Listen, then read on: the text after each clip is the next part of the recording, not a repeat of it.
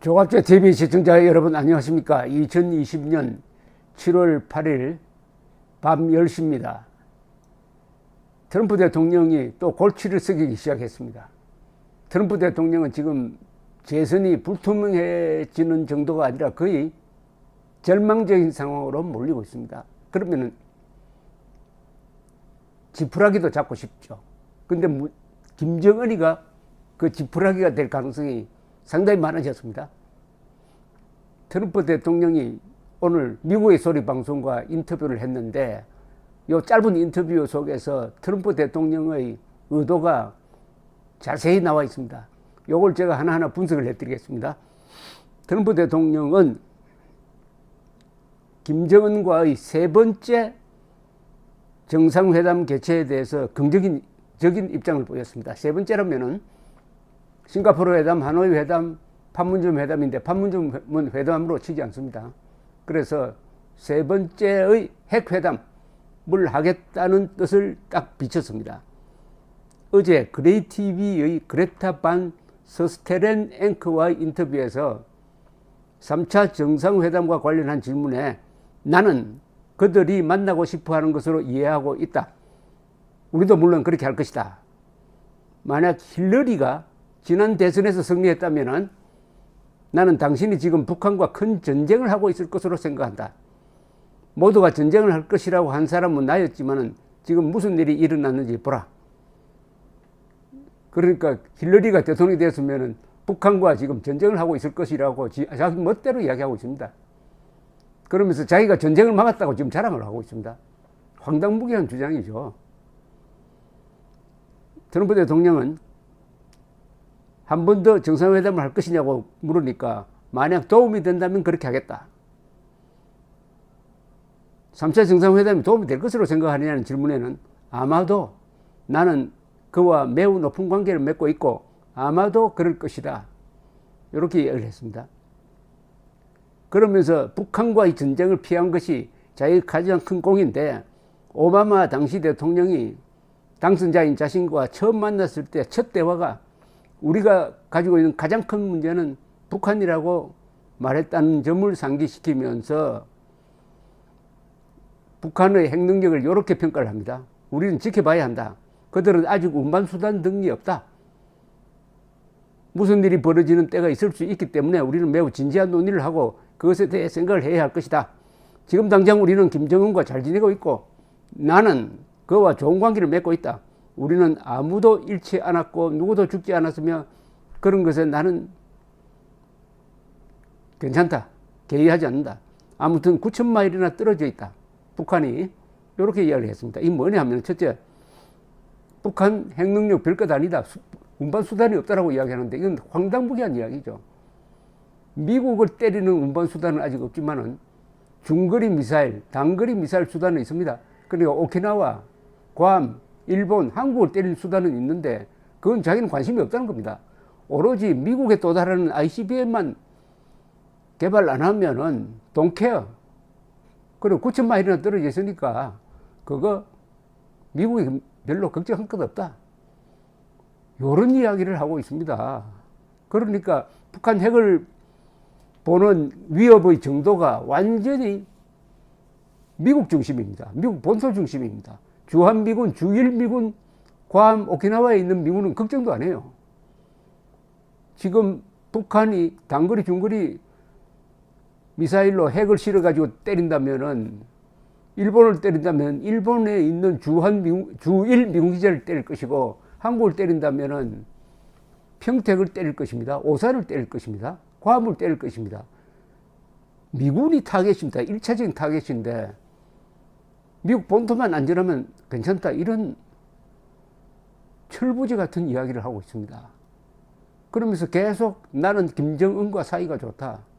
한번 만나고 싶다. 이렇게 지금 신호를 보내고 있으니까 지금 김정은이가 계산이 바쁘게 생겼어요.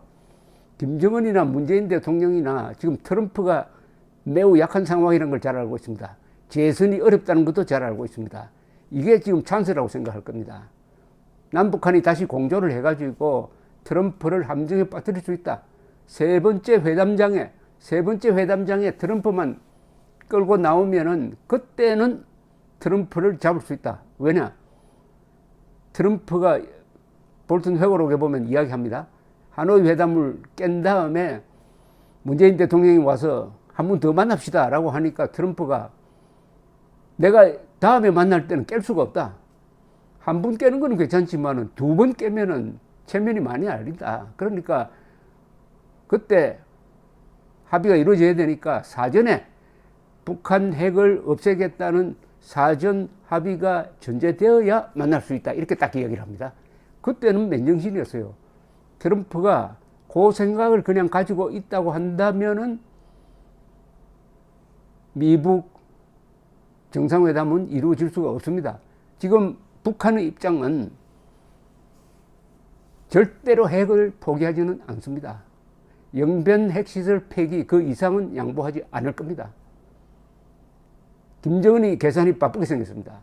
김정은이 계산은 우선 SLBM 잠수함 탑재 핵미사일 정도를 발사해가지고 자신의 능력을 확고히 한 다음에 회담장으로 나갈 것이냐, 그렇게 발사를 했다가는 미국이 격한 반응을 할 것이냐, 이 계산이 지금 안 되는 거죠. 크게 모험하는 것은 SLBM을 한번 쏜 다음에 군축 회담하자라고 선언하는 거죠. 또는 쏜 다음에 이미 우리는 핵 보유국이 되었다. 핵 실전 배치다. 앞으로는 핵 폐기 회담 안 한다. 핵 군축 회담을 할 뿐이다. 이렇게 완전히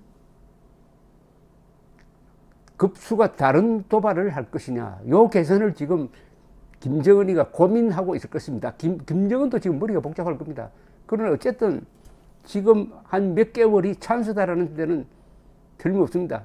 트럼프가 약하니까 찬스다. 이때 도발을 하더라도 트럼프가 반격을 하지 못할 것이다. 이렇게 계산할 가능성이 있습니다.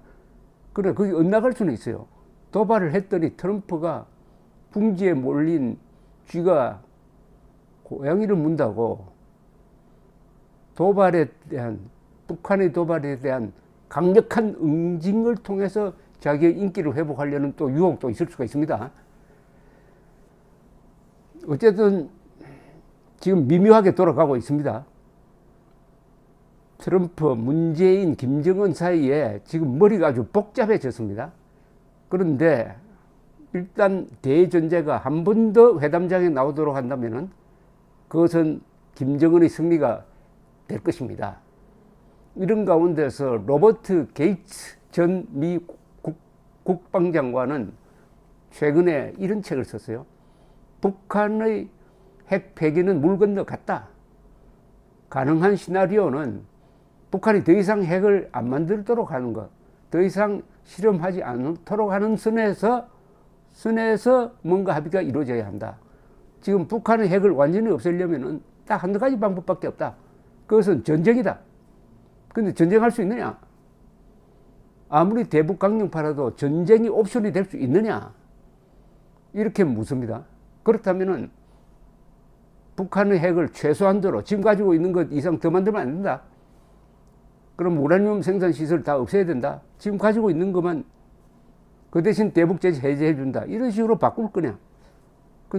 그런데 김정은이가 그 말 들을까요? 저는 김정은의 목표는 변함이 없다고 봅니다. 핵 실전 배치입니다.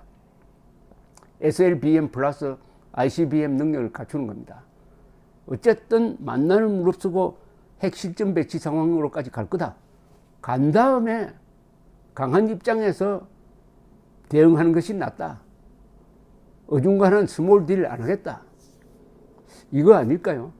다만 속이기 위해서 영변 핵시설은 어차피 그 낡은 거니까 없애도 됩니다. 그 뭐 10%밖에 비중이 없습니다. 그것과 대북 제재를 거의 대부분 해제해 주는 걸 하고 맞바꾸려고 하노이에서 던져봤더니 트럼프가 받지를 않았어요. 그러면은 영변 플러스 뭘 하나? 뭘 하나가 예컨대 뭐 무슨 뭐 미사일 발사 실험장 없앤다. 거기에 없앨 때 초청하겠다. 그러면 그게 사실은 아무것도 아니지만은 트럼프로서는 거짓말 하기 좋으니까, 또는 핵 군축 회담을 위한 전제 조건으로서 핵 시설 신고하겠다. 이렇게 한다든지.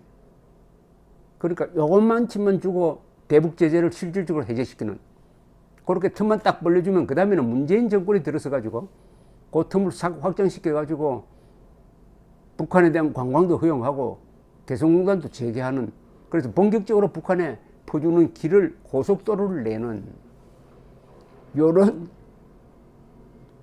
지금 흉계가 벌어지고 있다고 생각을 합니다. 그런데 이건 다 비핵화 사기극으로 지금 이루어지고 있습니다. 김정은 말고는 문재인도 트럼프도 북한 핵을 진정으로 없애야 되겠다는 생각은 없고, 오로지 정치적 목적으로 어떻게 이용할 거냐, 그것밖에 없다고 보면 됩니다. 그런데 간단 명료하게 생각하면 북한의 핵은 로버트 게이츠 이야기가 맞습니다. 전쟁을 하지 않고는 북한 핵을 없앨 수 없습니다. 대북 제재로는 북한 핵을 없앨 수 없습니다. 중국이 뒷발을 봐주기 때문에 안 됩니다. 그러면은 그걸 전제로 해야 됩니다. 그걸 전제로 하면은 우리가 독자적 핵무장을 하는 방법이 하나 있습니다. 그건 시간이 많이 걸립니다. 가장 쉬운 방법은 한미동맹을 강화해가지고 미국이 전술핵을 재배치하도록 하는 방법이 있거나, 아니면 미국이 중거리 미사일을 재배치가 아니죠. 중거리 미사일을 한반도에 배치해버리는 방법이 있습니다. 그러면은 중국, 러시아, 북한까지 견제를 할 수가 있습니다. 거기에는 대단한, 말하자면 저항이 있을 것입니다. 그러나 유럽의 예가 있습니다. 유럽에서 레이건 대통령이 퍼싱2라는 중거리 미사일을 유럽에 배치하려고 했더니 유럽에서 막 들고 일어났습니다. 만난을 무릅쓰고 독일에 배치를 했습니다. 하니까 소련이 흔들려 버렸습니다. 소련이 가지고 있던 중거리 미사일이 무력화되고 말았습니다. 그때부터 고르바초프가 미국과의 군비 경쟁은 의미가 없다 해가지고 개혁 개방으로 나가게 되는 역사적 큰 변화가 일어납니다. 중거리 미사일을 한반도에 배치하면은 북한 핵은, 그리고 중국 핵까지도 충분히 견제를 할 수가 있습니다. 핵 대 핵의 균형을 맞출 수가 있습니다. 그거 말고는 전술핵 재배치해가지고 그것을 공동 사용권을 우리가 갖는 거죠. 나토의 5나라가 그렇게 하고 있습니다. 그러니까 이제는 북한의 핵은 막을 수 없다는 것을 전제로 해가지고 우리는 뭘 할 거냐 하는 논의를 해야 됩니다. 물론 이 정권은 북한의 핵 무장을 사실상 도와주고 있는 정권이고 스스로 인질이 되겠다고 하니까 이 정권에 기대할 건 없습니다. 그러나 야당 언론, 대통령 선거 이런 걸 이용을 해가지고 이런 우리의 자구책을 내어놓고 이것을 주장하는 정당, 이것을 주장하는 후보를 찍겠다 이렇게 나와야죠. 그래서 그 후보, 그 정당이 정권을 잡으면은 됩니다. 어쨌든 트럼프의 묘한 말, 세 번째 트럼프 김정은 회담이라는 또 악몽이 하나 생겼습니다. 그러나 맨정신 차리고 딱 지켜보고 있으면 거기서 오히려 우리의 살 길 역전의 찬스가 발견될 것이라고 저는 확신합니다. 감사합니다.